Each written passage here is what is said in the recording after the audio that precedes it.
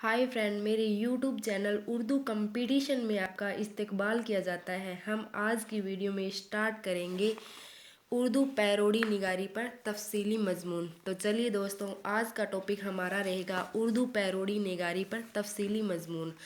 कदीम शायर के दौर में उर्दू शायर की मुख्तलिफ असनाफ मिलती है और हर सिनफ की कवायद और फ़न के एतबार से अलग अलग पहचान है, मगर इस कदीम शायर में पैरोडी कहीं भी नहीं मिलती और ना उर्दू शायरी के दरमियानी दौर में ये पैरोडी नज़र आती है। अलबत्ता जब उर्दू शायरी का जदीद ज़माना शुरू हुआ तो कुछ शायरों ने इस पैरोडी का सिलसिला शुरू किया है।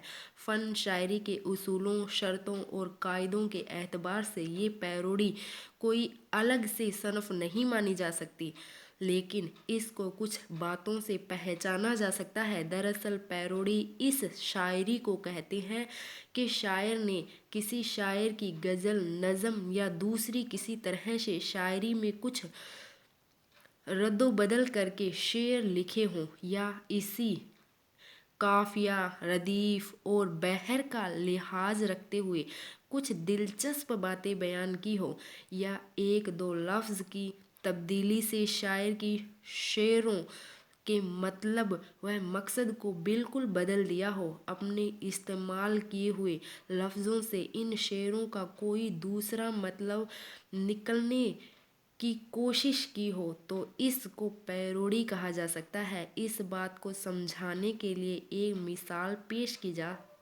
सकती है।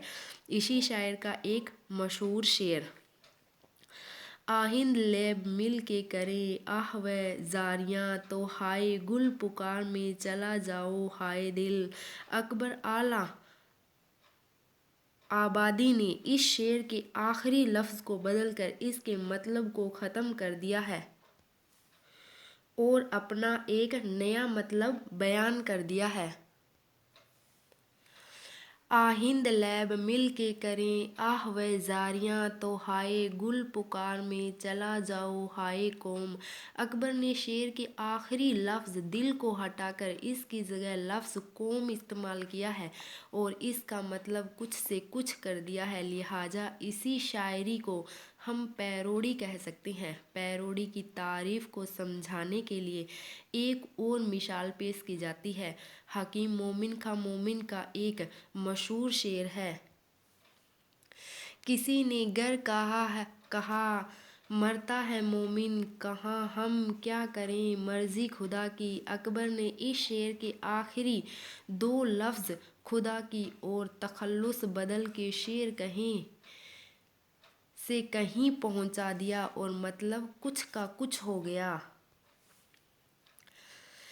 किसी ने गर कहा मरता है अकबर, कहाँ हम क्या करें मर्जी हमारी। इस तरह इस शेर में अकबर आला आबादी ने मोमिन के इस्तेमाल किए हुए लफ्ज़ों में से दो तीन अल्फाज बदल कर एक नया शेर बना दिया और शेर के अंदर बयान किए हुए मतलब को सरासर बदल कर एक नया मतलब पैदा कर दिया। दरअसल इस तरह की शायरी को पैरोडी कहा जा सकता है,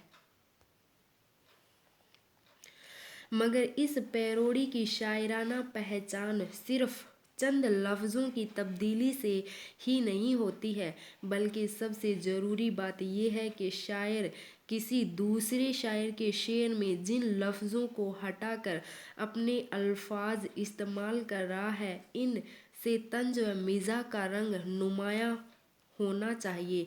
आम तौर पर तंज करने या हतंग आमेज़ बयान करने के लिए ये पैरोडी लिखी जाती है। पैरोडी निगारी के दौरान शायर किसी भी तरह संजीदगी और सख्ती का मुजाहिरा नहीं करता, सिर्फ एक दो लफ्ज़ को तब्दील करके हल्के फुल्के अंदाज में अपनी तंज या और मज़ाहिया बात को पेश करता है, इसी का नाम पैरोडी है। ऐसा भी देखा गया है कि किसी भी शायर ने अपने शेर में कोई बहुत गहरी संजीदा बात कही है, लेकिन पैरोडी लिखने वाले ने इसमें ज़रा सी तब्दीली करके इस संजीदा बात को निहायत हल्का फुल्का और दिलचस्प मजमून बना दिया। उर्दू शायर में ये पैरोडी निगारी कभी मशहूर नहीं रही है, अलबत्ता कभी कभी कोई शायर जरा मुंह का जायका बदलने के लिए पैरोडी निगारी कर लेता है। कुछ नाकदीन ये राय देते हैं कि ये पैरोडी निगारी ना तो अदबी सनफ़ है और ना ही अदबी अमल है, इसलिए इसकी कोई अदबी अहमियत भी नहीं हो सकती। फिर भी कई शायरों ने इस पैरोडी निगारी में अपनी शायराना सलाहियत दिखाई है, तो अदब में इसका कहीं कहीं ज़िक्र ज़रूर आता है। एक और अहम बात यह है कि जिस तरह शायर की दूसरी कई असनाफ में मुख्तलिफ शायरों ने अपनी शायराना काबिलियत दिखाकर इस सनफ़ के शायर की हैसियत से अपनी ख़ास पहचान और शोहरत बनाई है, इस तरह इस पैरोडी निगारी में किसी शायर ने कोई करिश्मा नहीं दिखाया है, ना किसी की कोई मजबूत और मखसूस पहचान बनी है, इसलिए अदबी नुक्ताए नज़र से इसकी अहमियत के साथ जिक्र करना ज़रूरी नहीं है।